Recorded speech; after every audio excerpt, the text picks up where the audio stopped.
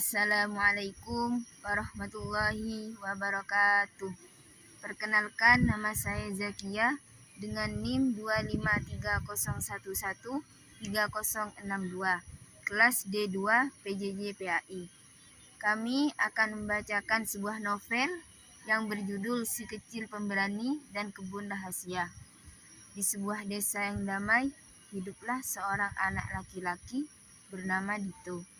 Dito adalah anak yang ceria.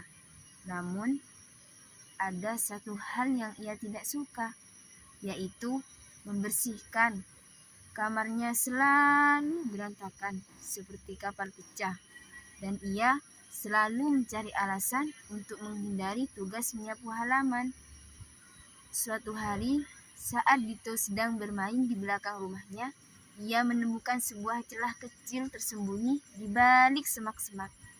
Penasaran, ia merangkak masuk dan terkejut. Di baliknya terdapat sebuah kebun kecil yang indah, penuh dengan bunga warna-warni dan pohon buah yang rimbun. Ini pasti adalah kebun rahasia yang sering diceritakan kakeknya. Namun, keindahan itu ternoda. Di sudut-sudut kebun, tumpukan sampah plastik, daun yang kering menumpuk, dan kaleng-kaleng bekas terlihat berserakan. Tanaman-tanaman mulai layu, dan bau tak sedap mulai tercium.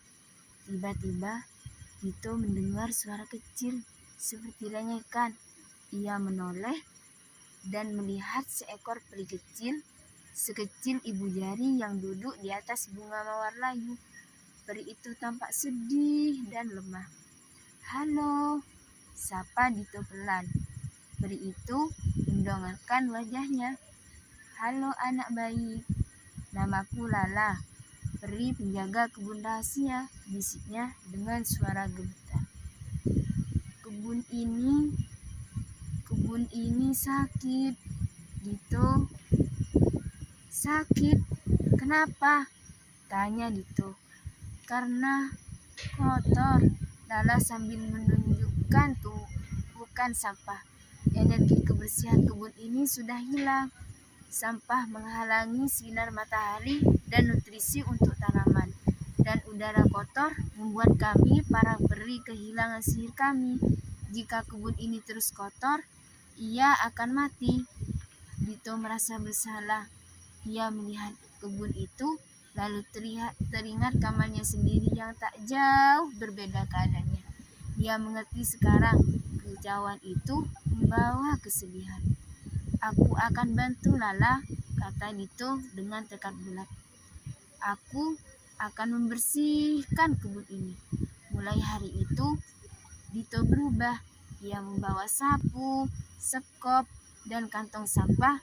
Ia mulai memungut setiap helai plastik, menyapu daun-daun kering, mencabut rumput liar, dan menyingkir kaleng-kaleng bekas.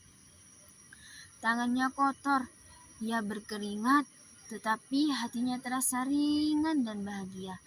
Lala dan beberapa peri kecil lainnya membantunya dengan sihir sederhana mereka, yaitu memberikan semangat dan memancarkan cahaya kecil di tempat yang paling kotor. Setelah beberapa hari kerja keras, keajaiban pun terjadi. Tumpukan sampah hilang digantikan dengan tanah subur. Bunga-bunga yang layu kembali mekar dengan warna yang lebih cerah. Air di kolam kecil menjadi jernih kembali. Udara terasa segar dan harum. Lala terbang mendekati Dito. Wajahnya berseri-seri. "Terima kasih, Dito. Kebun ini sehat kembali dan sihir kami sudah pulih." Dito tersenyum bangga. Ia tidak hanya menyelamatkan kebun rahasia, tetapi ia juga belajar sebuah pelajaran penting. Kebersihan adalah kunci untuk keindahan dan kesehatan, bukan hanya untuk kebun, tetapi juga untuk dirinya sendiri. Ketika Dito pulang ke rumah sore itu, hal yang pertama ia lakukan bukanlah bermain, melainkan membereskan kamarnya. Ia menyusun buku-bukunya, melipat bajunya, dan menyapu lantai. Kamarnya yang bersih terasa lebih nyaman, tenang, dan menyenangkan. Sejak saat itu, Dito tidak pernah lari dari tugas membersihkan. Ia tahu bahwa dengan menjaga kebersihan, ia tidak hanya menjaga lingkungannya tetap indah, tetapi ia juga menjaga kebahagiaan dan kesehatan dirinya sendiri. Pesan moral dari cerita berikut, kebersihan adalah pangkal kesehatan dan keindahan. Menjaga kebersihan lingkungan, kecil seperti kamar kita atau besar seperti kebun dan desa, akan membawa dampak positif bagi kesehatan, kenyamanan, dan kebahagiaan bagi semua makhluk di dalamnya. Assalamualaikum warahmatullahi wabarakatuh.